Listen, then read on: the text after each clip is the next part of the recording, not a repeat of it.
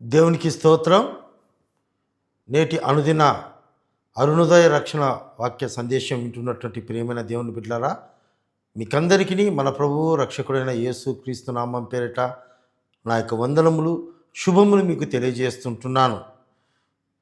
నేటి దిన ఈ అరుణోదయ వాక్యాన్ని చదువుకుందాం. దైవజనుడైనటువంటి మోసే రచించినటువంటి 90వ కీర్తన 14వ చరణం. ఉదయమున నీ కృపతో మమ్మను తృప్తిపరచుము, అప్పుడు మేము మా దినములన్నీ ఉత్సహించి సంతోషించెదము. ప్రేమైనటువంటి దేవుని బిడ్డలారా,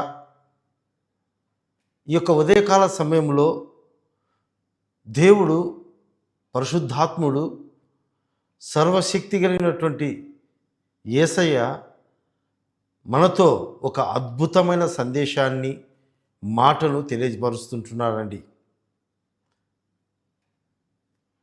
ఉదయమున నీ కృపతో మేము మమ్మల్ని తృప్తిపరచుము. దేవుని యొక్క కృపతో తృప్తిపరచమని భక్తుడు దేవుని దగ్గర ప్రార్థన చేస్తుంటున్నారండి. మన జీవితాల్లో గమనించినట్లయితే ప్రతి ఒక్కరము కూడా ఎన్నో ఆలోచనలు కలిగి మనం దినాన్ని ప్రారంభించాలని ఇష్టపడుతూ ఉంటామండి. కొద్దిమంది నిద్ర లేవంగానే సెల్ ఫోన్లు చూసుకుంటూ ఆ రీతిగా తృప్తి పడుతూ ఉంటారు. మరికొద్దిమంది ఎలాంటి ఆహారము సిద్ధపరచుకొని ఏ రీతిగా తినాలా, ఆ ఆహారం ద్వారా ఎలాగా తృప్తి పొందాలని మరికొద్దిమంది అనుకుంటూ ఉంటారు. మరికొద్దిమంది స్నేహితులతో కలిసి, లేకపోతే మరి ఏ ఇతర లోక సంబంధమైనటువంటి వాటి చేత తృప్తి పొందాలని ఆశపడుతూ ఉంటారండి. అయితే గమనించండి దేవుని బిడ్డలారా, మనం వేటిని చేత తృప్తి పొందాలని ఉదయాన్నే నిద్ర లేవంగానే దినము ప్రారంభపు గడియలలో మనము వాటి ద్వారా తృప్తి చెందాలని, వాటి ద్వారా ఆనందించాలని, సంతోషించాలని మనం ప్రారంభిస్తాము. అయితే అవి దినమంతా మనల్ని తృప్తిపరచలేవండి. అవి దినమంతా మనల్ని సంతోషపరచవు, దినమంతా మనల్ని ఆనందంలో ఉంచవండి. ఎందుచేతనంటే అవి అశాశ్వతమైనటువంటి తృప్తినిచ్చేటివే. ఒకవేళ నీ మొబైల్ ఎంత విలువైనది తీసుకున్నా కానీ ఉదయాన్నే అది నీ చేతిలో అది బాగా పనిచేయచ్చు. మరి కొద్ది సమయం గడిచిన తర్వాత ఆ మొబైల్ ఏదైనా హ్యాక్ కావచ్చు, పని చేయకుండా పోవచ్చు. లేకపోతే ఒక మంచి ఆహారం తయారు చేసుకొని నేను భుజించి తృప్తి పొందాలని నువ్వు ఆ యొక్క ఆహారాన్ని సిద్ధపరచడం ప్రారంభించవచ్చు. అయితే నువ్వు ఆశపడిన రీతిగా ఆ ఆహారం సిద్ధం కాకపోవచ్చు. అందుచేత నిరాశ చెందొచ్చు. అయితే ప్రియమైన దేవుని బిడ్డలారా, ఇక్కడ భక్తుడు తెలియజేస్తుంటున్నాడు, ఉదయకాలమున మొదటి సమయము తండ్రి మమ్మల్ని నీ కృపతో తృప్తిపరచుము,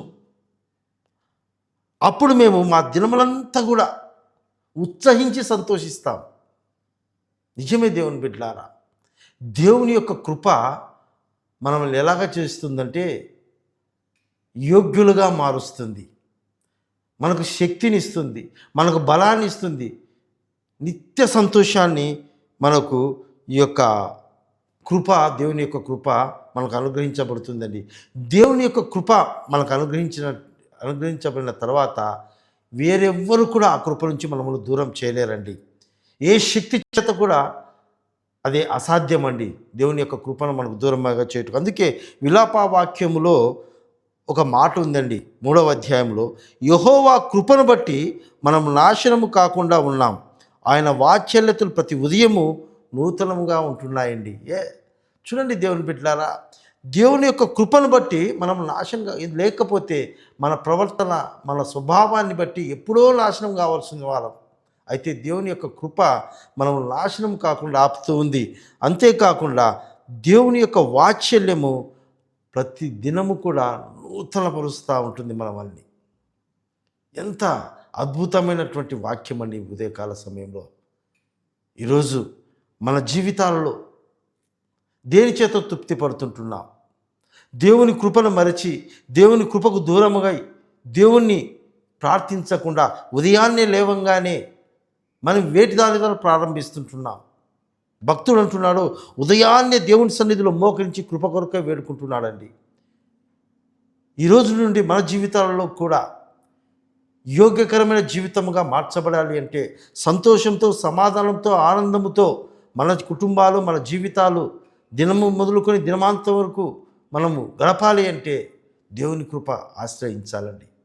అది దేవుని కృప ద్వారా మాత్రమే సాధ్యమవుతుంది.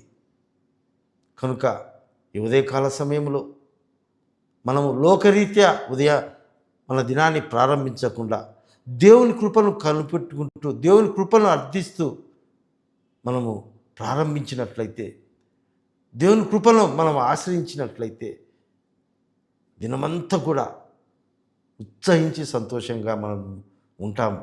కనుక మనమందరం కూడా ఆ రీతిగా ఈ ఉదయకాలాన్ని ఈ మాటలు ఉంటున్నట్లయితే ఈ ఉదయము మనము దేవుని కృప కొరకు కనిపెట్టుకుంటూ, దేవుని కృపను మనము కావాలని వేడుకుంటూ దినాన్ని ప్రారంభిద్దాం.